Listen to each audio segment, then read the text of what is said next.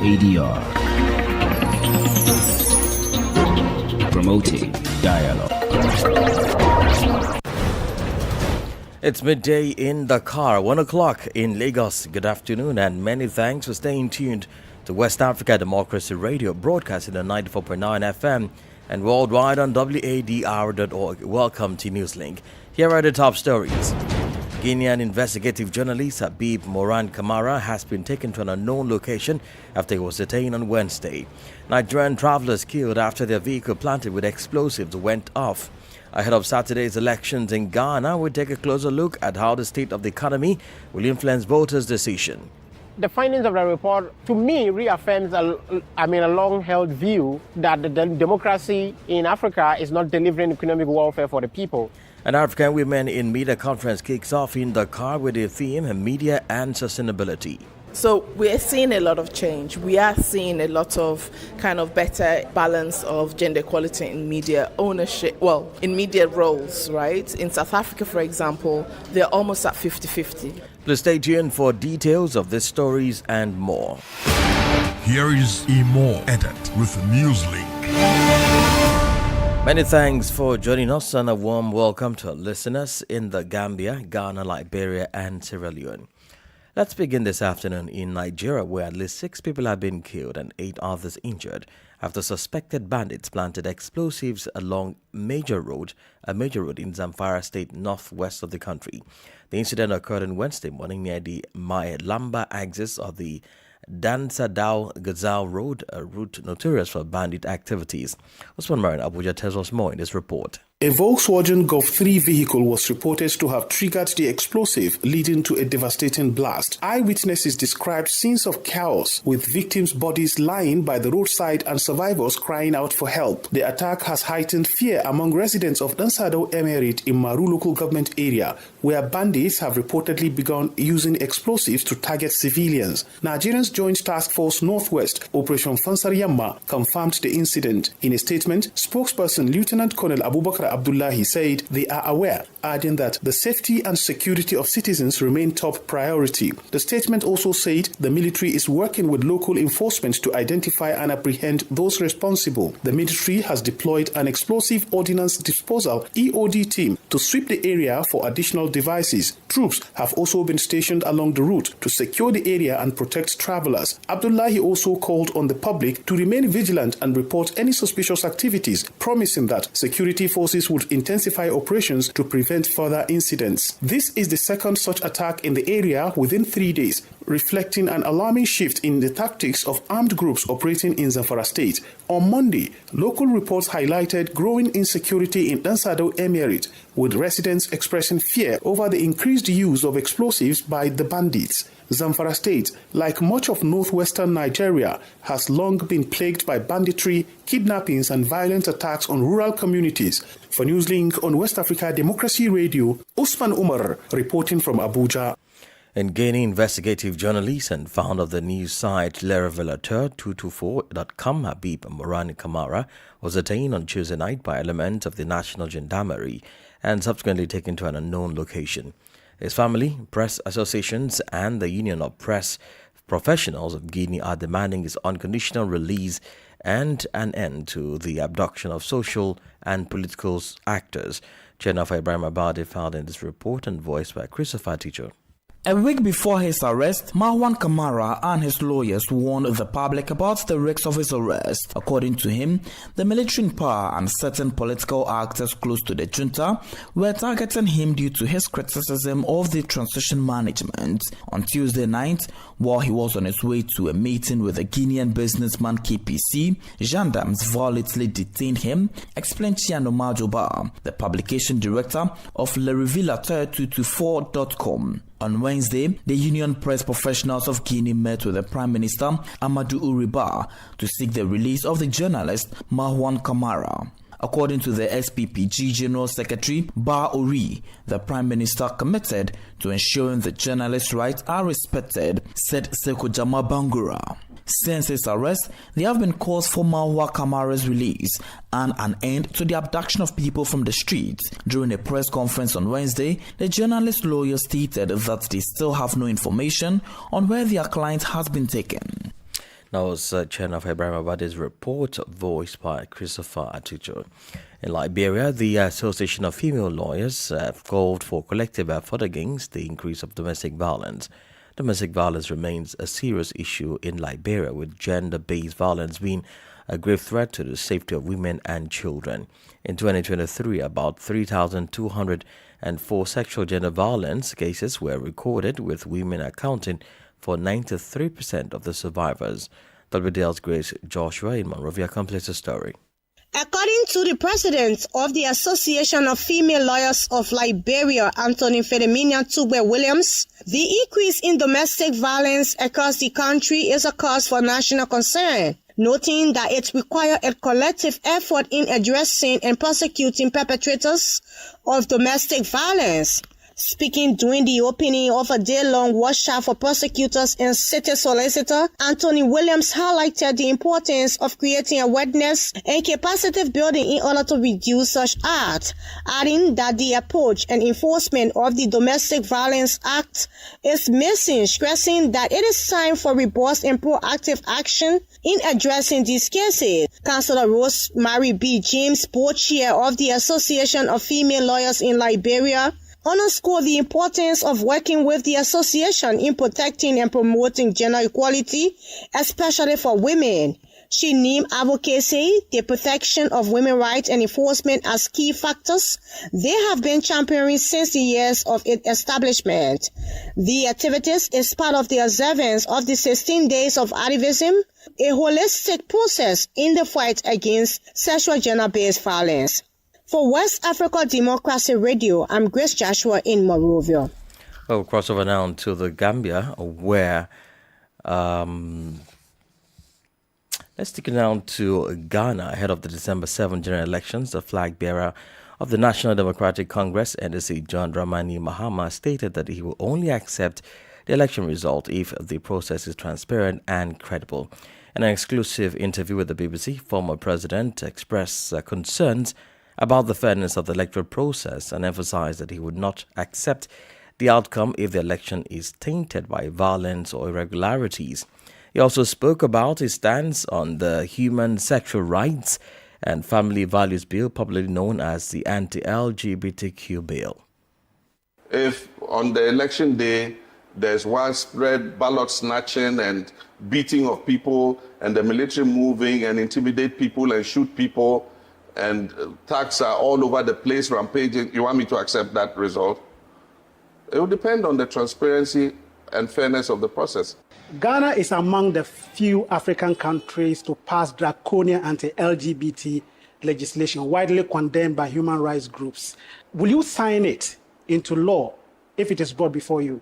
It's not an anti-LGBT, it is a family values bill. It was approved unanimously by our parliament. You see, it's against our culture, African culture. It's against our religious faith, Muslim and Christian and all that.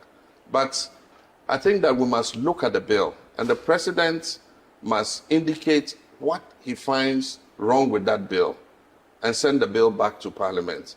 Or alternatively, he must send it to the Council of State and get the Council of State's advice. Is that what you would have done? That's what I would have done. And will you ever sign an anti-LGBT bill? It depends on what is in the bill. Ghana's opposition leader John Dramani Mahama speaking there in a BBC interview. More stories coming up on West Africa Democracy Radio. Newslink continues. All right, we do have a story from the Gambia where Vice President Mohamed B.S. Jallow has told Parliament that the president never ordered to take along government vehicles to his village. The VP claimed it is the government that orders from various departments to accompany the Gambian leader. VP Jallow was responding during an oral session in Parliament following concerns about the president's entourage, which involves a fleet of vehicles during his visit away from the capital. Sanklu Jankwin Banjo reports. During an oral answer session in Parliament on Wednesday, Vice President Mohamed B.S. Jallow clarified that President Adama Barrow never ordered government vehicles to be used during his visits to his village. First and foremost, His Excellency the President of the Republic of the Gambia does not command their vehicles from ministry during his entourage to his hometown, but the government does. The reason being for the provision of logistics and support for both the security and technical staff, that is the protocol, media team, etc., who are accompanying His Excellency the President. The Vice President was responding to concerns raised by lawmakers regarding the misuse of state resources. When asked how he could exempt the President from the government, the Deputy Speaker of the Parliament, Sidinjai, came to his rescue, saying, "The substantive questions was about the President commandeering vehicle, and the Vice President in his answer responded that the President never does. It's the government that does. He's coming back again and asking the Vice President how can he exonerate the President from it. It's the same question. It's out of order." This was followed by a question by the member for Latrikunda Sabiji. The President at one point said he has a lot of vehicles until he wanted to donate to one opposition leader. Why can his movement be limited to only his fleet of vehicles instead of using other government vehicles? Because he said he has a lot of vehicles. The Speaker of Parliament, Fabakary Tombonjada, also had this to say. Out of order, don't answer. VP Jallow emphasized that any vehicles involved in the trips were for official purposes, not for personal use, distancing the President from allegations of misappropriation.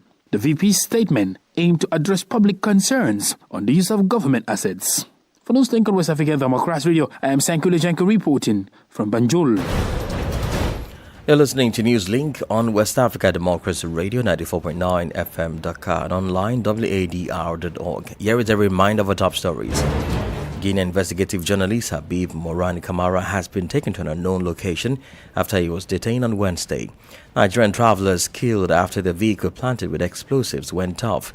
Ahead of Saturday's elections in Ghana, we take a closer look at how the state of the economy will influence voters' decision. That turn the half of the news. An African Women in Media Conference kicks off in Dakar with a theme, Media and Sustainability. We do have the press review, a guest interview and sports news. Please stay with us. You are listening to West Africa Democracy Radio, broadcasting from Dakar, Senegal. Well, we're streaming live on wadr.org. Now, Ghana's upcoming election set for Saturday is shaping up to be a tight contest between incumbent Vice President Dr. Mahamudu Bawumia of the New Patriotic Party and former President John Mahama of the National Democratic Congress. The economic challenges that marred the second term of President Nana Akufo-Addo, including soaring inflation and a weakening local currency, has become a central theme for the election. The two frontrunners are offering solutions to Ghana's economic woes when elected. But who will win the majority of votes from Ghanaians? And this special feature correspondent Ibrahim Zibrila report on how the economy may influence voters' choice.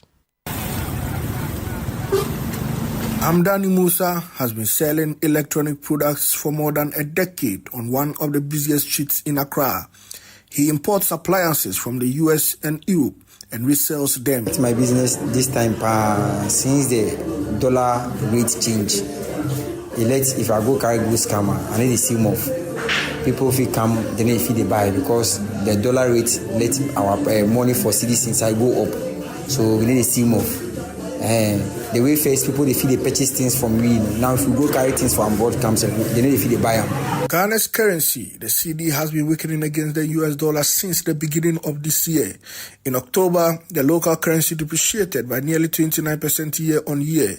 This, coupled with high inflation, has made it difficult for many traders like Musa to make profits in their business. Ghana has turned to the International Monetary Fund (IMF) for a $3 billion bailout to help the economic recover. But the challenges in the economy is not only the key issue under consideration as the West African nation heads to the polls. The last Afrobarometer survey released in October this year has revealed that 4 out of 10 Ghanaians identify unemployment as the most important problem facing the country that the government should address, with 1 out of 5 identifying the increased cost of living among their topmost concerns. Experts believe this must be of concern to the politicians. I think the findings of the report, to me, reaffirms a long-held view that the democracy in Africa is not delivering economic welfare for the people.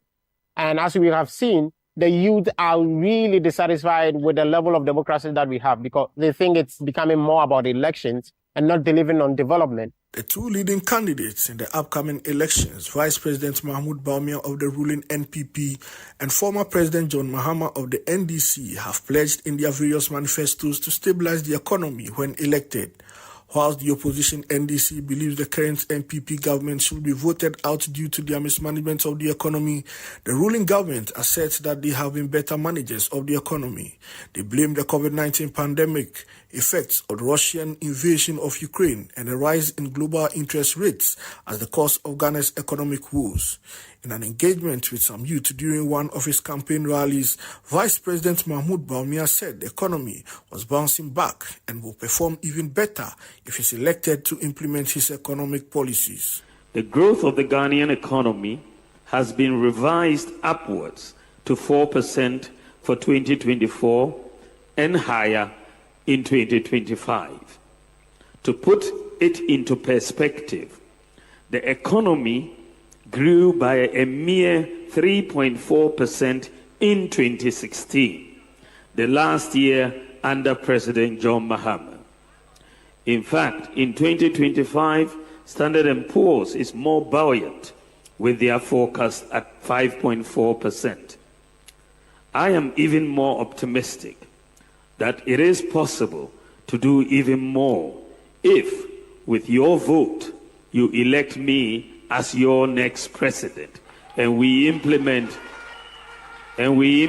my comprehensive, business-friendly and job creation program. Former President John Mahama has, however, promised a national dialogue in his first 100 days in office to find solutions to Ghana's economic problems. As soon as we come into office, within the first 100 days, we're going to organize a national economic dialogue. And the Minister of Finance who will be appointed is going to come and address the dialogue. It will be a national dialogue, and he will tell Ghanaians the true state of the economy. But some voters say none of the two leading candidates have been able to convince them yet on the economic recovery plan. Some of the policies that I heard aren't realistic to me, so I just look at the reality of how the policy is, and I just try to make a good decision out of it. Ghana's economy has started witnessing some recovery. Inflation rate has sharply reduced from 54.1% in 2022 to 22.1% as of October 2024. The Ghana cedi is also experiencing some gains against the dollar, whilst a provisional GDP growth of 6.9% in the second quarter of 2024 with a robust non-oil growth of 7.0% has been recorded. Experts have, however, warned that much more fiscal discipline will be needed this election period to keep the economy onto the path of full recovery. What now we want, we pray for, we say, person will win this election. A person if come and make if you watch the dollar rate give way, make the dollar rate come down with the cedi, make the fee they draw each other. Then we feel get ourselves. Otherwise, it no go be. Because nowadays it be too much. For Hamdani Musa, the immediate addressing of the economic challenges is his topmost concern. But for the politicians, the effectiveness with which each candidate communicates its vision will be crucial in determining the election's outcome. Ibrahim Zibrila in Accra for the West Africa Democracy Radio. This is the countdown to the 2024 presidential elections in Ghana. Still on the countdown, former Nigerian President Goodluck Jonathan has called on all Ghanaians, particularly key stakeholders, to uphold free and fair practices at the upcoming December 7 general elections to maintain the country's peace. Speaking to the media after a meeting with the National Election Security Task Force, the founder of the West Africa Elders Forum emphasized the importance of accepting electoral outcomes. He urged all candidates to be prepared to concede defeat, reminding them that there can only be one winner in every election. We want Ghana to conduct a very, very successful elections. Ghana is one model of democracy in Africa, and we want the country to maintain that position. We believe that this election will not be different. We want election that will be peaceful, election that will be transparent, election that will be credible, and all the stakeholders will be happy. And just like the IG will say, we should plead with our own colleagues who are politicians. Of course, for elections, only one person will win. So whenever you are going for election, you should be ready to lose or to win. There are some people who feel they must win, and if they don't win, then the heavens will come down. No, heavens will not come down. We are all mortals. We will all pass away. It's only the country that will stay. And we should all do what people will remember us for. That is positive things, not bringing crisis into our country. So we plead with the politicians to take election as a game. It's not a war. And if you lose, maybe some other time you will win. And for you, the media practitioners, you have a big role to play, because most of the conflicts we have misinformation. And if you don't give the correct information out, then of course you are creating a situation where people will fight over nothing. Misinformation is one of the things that every side is fighting, especially relating to elections. So we plead with you that whenever you get some information, before you flash it, be sure you investigate and it's the correct. Former Nigerian President Goodluck Jonathan speaking there. This is the newspaper review. Stay abreast and find out what the top stories are in your country. This is the newspaper review. The newspaper review.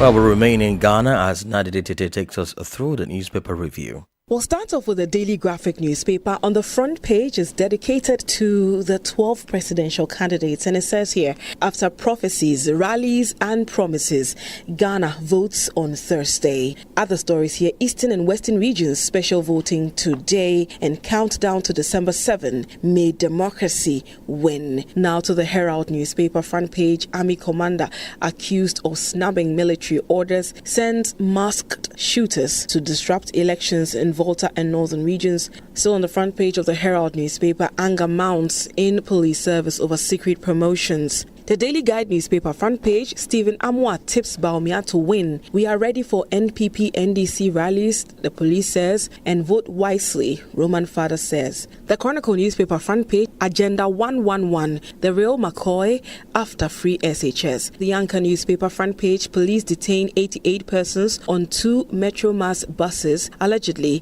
recruited for election duties, and NDC and NPP hold final rallies today. To the Daily Post newspaper, UG lecturers back NDC call on Ghanaians to vote for change, and Mahama promises reduce Hajj fares and permanent structures at Hajj village. Finally, the Daily Searchlight newspaper, Vice President Bawumia launches digital border control system and e-gates at the Kotoka International Airport. And that's it for what the newspapers are reporting today. It's back to you in the studio. Many thanks, Nadi Tete, there with the newspaper review. Politics, analysis on major news, social matters, and all. This is A Guest. Well, the African Women in Media Conference 2024 officially kicks off today in Dakar, with hundreds of female journalists, academia experts expected to attend. The conference, which is for 2 days, that is today and tomorrow, the 6th of December, will focus on the theme Media and Sustainability. WADR, which is an official media partner, caught up with Dr. Yemisi Akim Bobola, co-founder and chief executive officer of AWIM, who shared some experiences female journalists go through in the profession. We should be looking at sexual harassment, for example, as a form of gender-based violence. It's the same thing as the more physical and extreme versions of gender-based violence, right? So when you look at our research, there's a number of kind of very specific experience that women journalists have. So I've talked about sexual harassment. But when it comes to, for example, if they're working in environments where there's limited press freedom, women often narrate the fact that, when they're arrested, for example, they might face sexual gender-based violence like rape, right, or other forms of sexual-based violence. So I think it's really important that we get more insights to really categorize and really understand the kind of violence that women journalists face, and to see that as part of our conversations during the 16 days of activism.